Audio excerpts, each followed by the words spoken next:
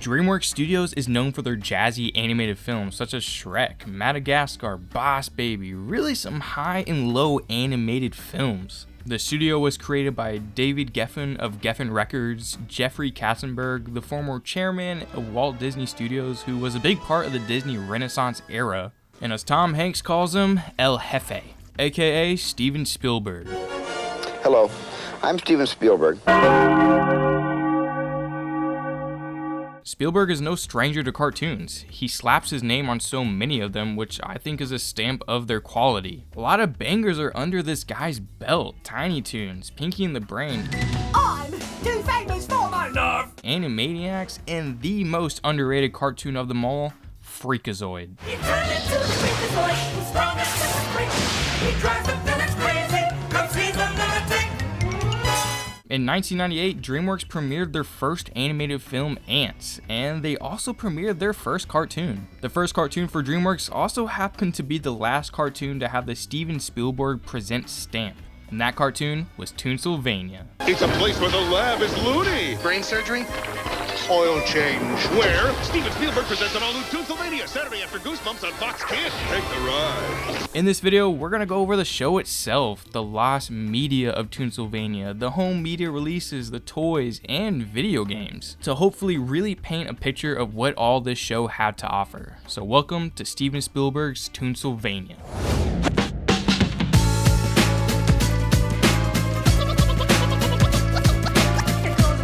Toonsylvania is a horror comedy cartoon that premiered on February 7, 1998 and ran until January 18, 1999 on FoxKids in the Yale Hotel block until the block was canned and Toonsylvania moved to Monday nights. Welcome to the No Yale Motel. With ultimate goosebumps, Erie, Indiana, and ultimate goosebumps. No Yale Motel, tomorrow morning at 8 on Fox Kids. Take the ride. The series comprises 2 seasons of 21 episodes split into 82 segments. The show was created by Bill Kopp, also known for co-creating Eek the Cat and voicing Eek himself, as well as creating Mad Jack the Pirate and voicing Mad Jack. Both cartoons were airing on Fox Kids. There are 2 other creators, but we'll touch on them in a bit. Then there is Spielberg, but I always see him as an executive producer on these things, which, I mean, he is, but his name always makes it feel like he does more. But in 1998, he directed Saving Private Ryan, so how much did Spielberg exactly present for Toonsylvania? That sounds like a slash at Spielberg, but I know he is the guy funding a lot of the shows and finding the talent that make them so good. But let's be honest here, El Jefe, what's more important, Saving Private Ryan or Toonsylvania? And just like other Spielberg cartoons, Toonsylvania is a variety show with different segments within. Their first segment and the main part of the show is Frankenstein, which is pretty obvious what you're getting just by the name itself. It's a spoof of the classic Frankenstein's monster. This segment follows Dr. Vic Frankenstein, voiced by David Warner. Igor, you leave me no choice. Your lab privileges are cut off. Igor, voiced by Wayne Knight. Bastard! Not cut off! And of course, Frankenstein's monster, aka Phil. Igor, call for Phil. Voiced by Brad Garrett.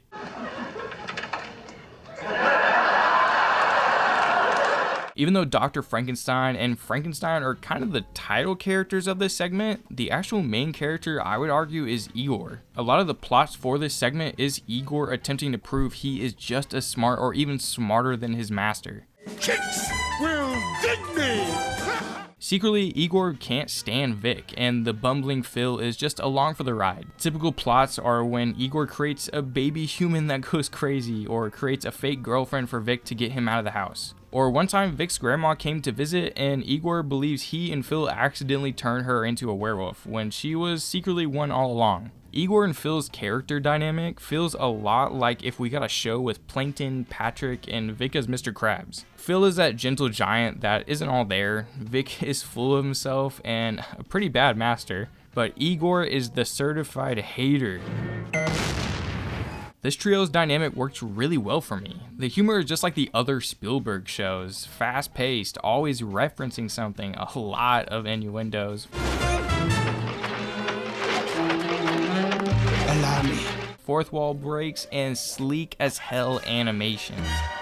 For the whole show, however, the gross out humor and little horror elements set this one apart from Spielberg's other shows. For the first season, Toonsylvania would start with Frankenstein, then typically jump to a short remote control gag where Igor and Phil try to watch TV, but something goes wrong. Then we would zoom into the TV to start the second main segment of Toonsylvania, Night of the Living Fred. This segment was created by Mike Peters, who is a cartoonist best known for creating the comic strip Mother Goose and Grimm. Night of the Living Fred follows a family of zombies just living in your average town, doing everything a normal family does, but the catch is that they're zombies and everyone hates them. They aren't trying to eat brains, they know that they're different, but don't even bat an eye at it. It feels like a spoof of old corny family sitcoms where the kids will come in with a problem, the parents talk like they're in the 50s, and a life lesson is learned. Oh, I'm sure they'll put you in tomorrow, son.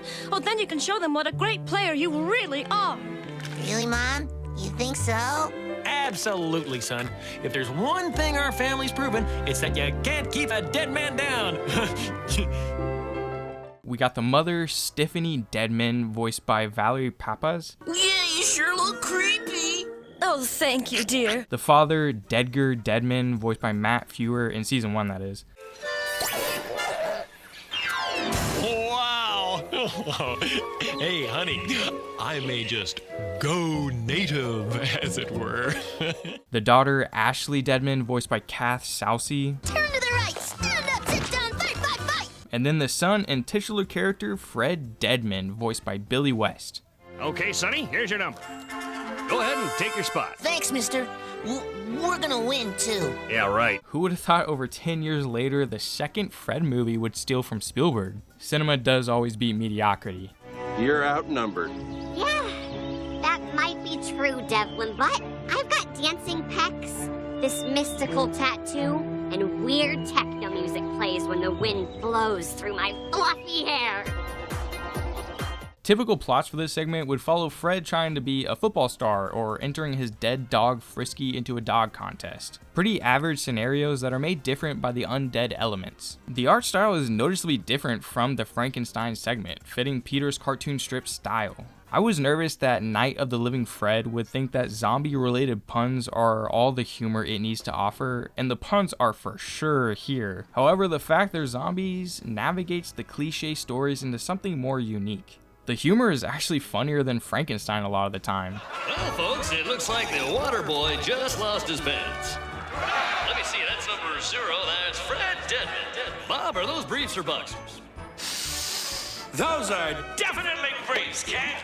I truly love the fact that this segment looks different from all the others. This is probably due to budget restraints, but the backgrounds and character designs are more simplified than Frankenstein's.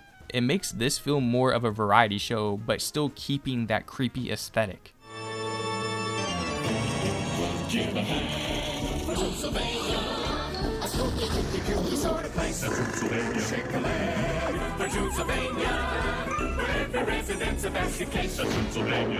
The theme song for Toonsylvania follows the jumpy, quick lyrics of all the Spielberg shows, but it really focuses on the Frankenstein segment. I would really just call the Frankenstein segment Toonsylvania, but I'm trying to keep each segment distinctly separate. My biggest complaint with the theme, though, is that the non-Frankenstein segments are in the theme for, I kid you not, split seconds.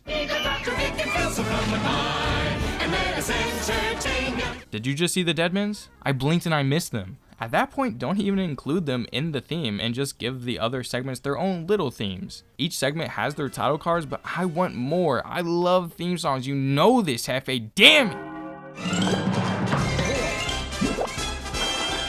Steven Spielberg の Toonsylvania カートゥーンネットワークでまだまだ続く。 There's not a whole lot of info on Toonsylvania, but I wanted to shout out the channel Toonamp, who has a video on the show. He brings a lot of info that helped me make this video. Sadly, seems like he doesn't make content anymore, so RIP Toonamp, you legend. But there is one thing I want to bring up that he spoke about in his video regarding Night of the Living Fred. This segment should have just been called The Deadmans. But I guess if the title was changed, then Fred 2 Night of the Living Fred may not have happened, and that throws this whole universe down the shitter.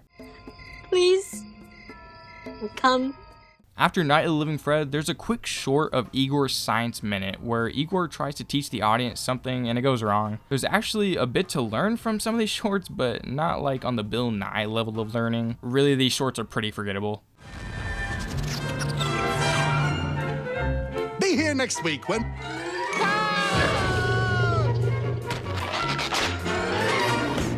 Some episodes have every segment, and some episodes switch Night of the Living Fred out with this next segment. Melissa Screech's Morbid Morals, created by Chris Atsuki, a jack of all trades in the animation business who worked for every big brand. Morbid Morals starts with Igor pissing his pants over something Phil did, so Igor reads a story from the book Melissa Screech's Morbid Morals to teach him a lesson. Igor narrates over the short where everything rhymes. Melissa is voiced by the great Nancy Cartman, even though some episodes Melissa doesn't even talk. The engines roared. The ship took off.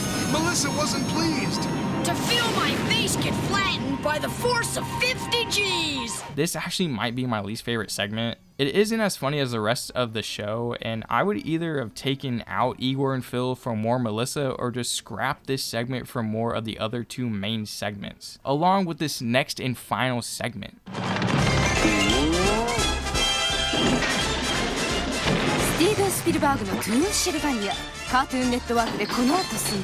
Attack of the Killer Bee Movies is another segment that could slide in for Night of the Living Fred, and by God, this is just as good as Fred's segment. If you like Two Stupid Dogs and Secret Squirrel, this is going to be right up your alley. This segment follows Ace Deuce, voiced by Tom Kenny. It just doesn't get any better than this, little buddy. Ace's friend and sidekick, voiced by also Billy West, who ends every sentence with hey. You said it, Ace, hey. Just soaking in the sun, not a care in the world, hey. Professor Man, also voiced by Billy West. The General, voiced by Jim Cummings. And then there's the Professor's daughter, voiced by Valerie Pappas. Again, her name and occupation is always changing, but everyone always falls for her. Attention Emma Frostgooners, here's another bone for you.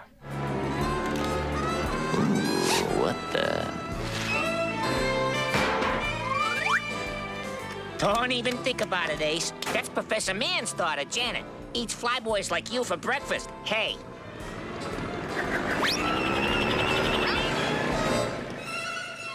Hi, Flyboy. I'm Lois.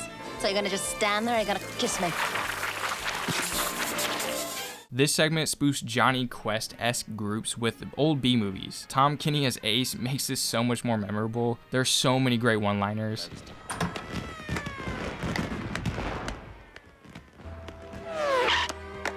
Ace, buddy, it's up to you, hey. It's a giant bug. You have to save the United States of America, hey. No! There's episodes where the gang encounters Swamp Thing, but it's Swamp Thingy, or my favorite plot from season 2, where aliens try to switch America to the metric system, so it's up to the gang to defeat them. That's just the episode description. I haven't even seen it because it's part of the lost media of Toonsylvania, but just that description alone is so funny to me. So besides for little music segments, that's pretty much it for season 1, but a lot of things changed for season 2. And my most well-kept secret that I've saved for the finale is when there's a full moon and one smoking hot tamale.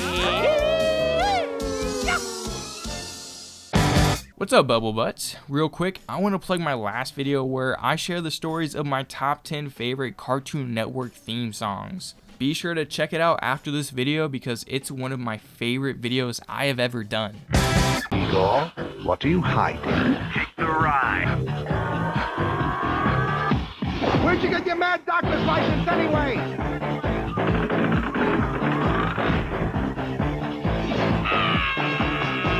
Catch all new Steven Spielberg Presents Toonsylvania today at 9:30 on FoxKids. Take the ride. There's really no info as to why this happened, but the showrunner Bill Kopp jumped ship and was replaced by Freakazoid voice actor and frequent Spielberg collaborator Paul Rugg. The Frankenstein segment changed from random hijinks to more of a sitcom format where each episode had the trio interacting with a new character and introducing reoccurring ones as well. The trio's new neighbor is Seth Tuber, who is a spoof of Norman Bates from Psycho, who has some mommy issues. Seth, would you love me if I were younger? Oh, Mother, my love for you isn't bound by age. Oh, no. Night of the Living Fred and Attack of the Killer Bee movies were back with some characters having different voice actors. Igor's Science Minute and the music segments were completely dropped, and Melissa Screech's Morbid Morals was changed into the Melissa Screech Show. Instead of horror stories read by Igor, the revamp followed Melissa getting mad at someone and going home to under her bed sheets where she became a TV host, having the person she was mad at bite the dust. Sadly, I can't find any clips of this segment anywhere. Even though a lot of season 2 is lost, the intro is actually on YouTube. Give a hand for Toonsylvania, a spooky, kooky, kooky sort of place of Toonsylvania. It has the Deadmans in the beginning for a couple more seconds and has Melissa interacting with Phil. So I would say this is actually the better intro, but there's no mention of the Attack of the Bee movies in either intro, which kinda sucks.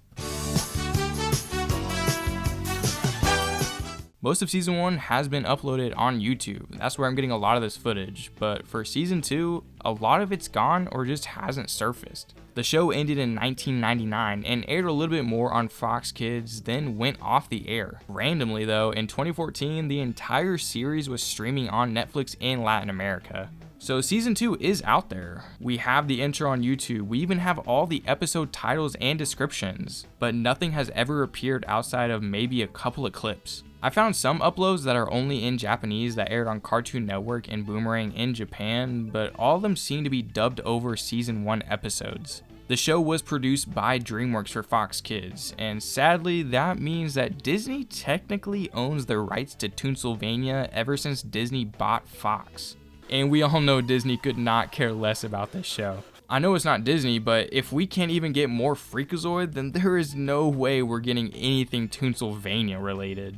Since all of Spielberg's other cartoons belong to Warner Brothers or Universal, Disney is not even gonna throw a penny at another company if it benefits them more. It's crazy how this show is probably just gonna disappear. This show had so many top tier voice actors and so much great talent behind it, but it's probably gonna be gone for a long time. But in all honesty, I really don't see this being a show worth bringing back. I don't see it working in today's market. Cartoons have evolved so much, and reboots of Animaniacs and Tiny Toons haven't made a noticeable splash, and those were the successful Spielberg cartoons. In my clearly unbiased opinion, the only one I could see working in today's market is Freakazoid, just because of how big superheroes are now. He's like a kid version of Deadpool. The Titans! That's right! And we've brought along your worst nightmare! DreamWorks probably doesn't even want to buy back the rights to Toonsylvania, and I don't blame them. It's a fun enough show. I got bored sometimes. I also laughed, but I can see why this was El Jefe's last cartoon to brand his name. Toonsylvania is like if we took Animaniacs and mixed it with the Addams Family. That sounds really great on paper, and with the success of other Spielberg shows, I can see why this show got so much merchandise, even though it's only 21 episodes long. The only home media release is this VHS that I used the crumbles of money I have made on YouTube to buy. It was released on August 31st, 1999, a whole 8 months after the show was canceled. It contains only episodes from season 1, but it does advertise, "Join the misadventures of Igor," voiced by Wayne Knight of Seinfeld. How Seinfeld made it onto this VHS is beyond ridiculous. For some reason, the VHS uses the second season's opening, although there are no second season episodes. The copy I bought off of eBay has a little bit of molding on the tape, so I've been too scared to play it, but there are tons of uploads of it on YouTube. Phil is also Boing Vic. But what the hell, boy? Toonsylvania has a shit ton of toys. We got plushies that seem to be the rarest merch of the show. There are also these action figures released by Toy Island that include Spinal Tap Phil, Gastrointestinal Igor, Rabid Raven Melissa Screech that are all figures I found along with this Fred figure. El Jefe, listen, any more Deadman merch is a few more years to live, brother. There's also figures for Baby Human and Vic out there in the world. There are figures that foam up a part of this Monster Muck line of toys that has this one where Igor and Phil are doing some mommy and daddy type of stuff. And it's called Phil's Forensic Fun Time Gizmo. That I own! I had the choice of some other playsets, but this one was way too good to pass up. The most interesting line of toys was Toonsylvania's collab with Burger King, and the ad for it is so random for no reason.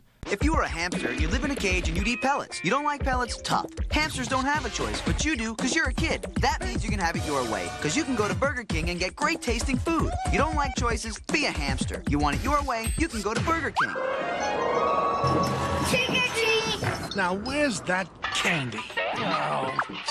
The real treats this Halloween are at Burger King. One wacky Toonsylvania toy inside every Kids Club meal you buy. What'd you get? I think it's a liver.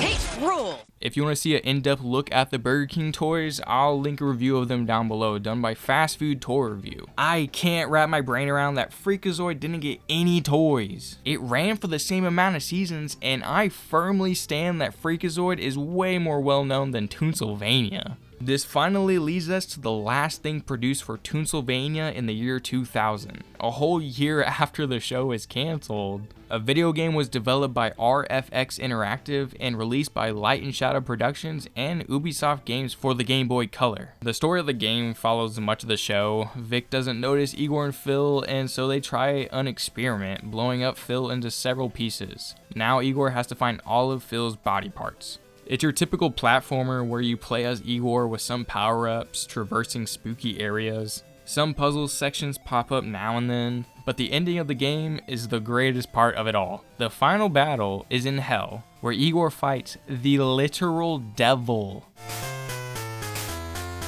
It's an hour-long game with nothing too special about it. This once again shows how much faith was put into the show to be the next Animaniacs. Sadly, it's another lost media.